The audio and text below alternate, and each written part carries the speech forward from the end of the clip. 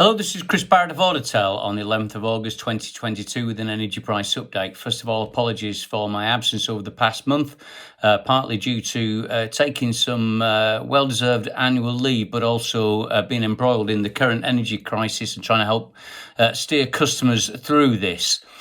So into the report itself, we're all well aware that energy prices have been going up. We've all seen the news. And of course, at the heart of all this was the invasion of the Ukraine, which has had a massive impact on the export of gas through Nord Stream 1, which is the main pipeline into Europe from Russia, now operating at 20% or even lower. And whilst this was shored up somewhat, and it's continued to be shored up by a significant increase in LNG availability, a number of other factors have helped keep pushing the prices onwards and upwards.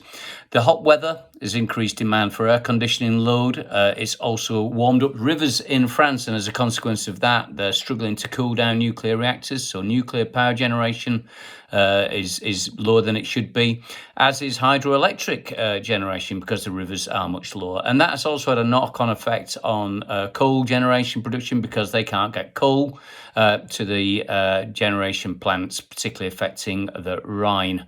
And also with the beautiful weather we've been having, there's been almost no wind, so we're not generating any wind either.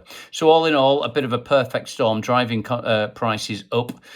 Behind all that, and because we're having to use the gas that we do have to generate electricity, we're not topping up storage in Europe in particular, and as a consequence of that, fears over our ability to even get through winter without gas running out is very low.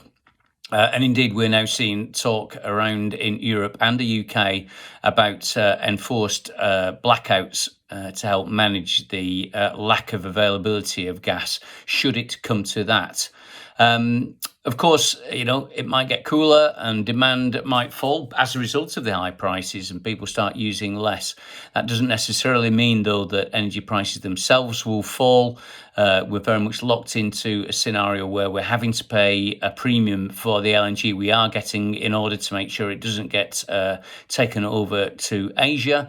That situation is not going to change. Neither is the situation, I don't think, with Russia, in that I think they will continue to try to hold us to ransom by controlling the availability of gas, and we will continue to deny them that satisfaction. So it's not looking great as we head into the winter. Beyond that, energy prices do fall away. Whether or not they will ease as we get through the winter, or whether or not they will just continue to pick up, certainly that seems to have been the case over the last year, with the whole market curve driving up, irrespective of what might be happening beyond the winter ahead of us. So if you're a customer that's looking to get contracts in place before certainly the end of this year, you really need to be looking at them now, despite the pain that might cause.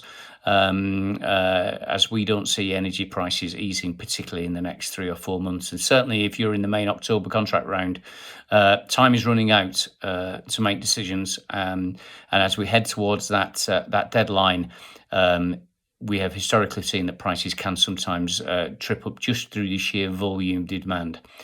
Another consequence of all this is that suppliers are just not playing in the market as a result of the lack of liquidity.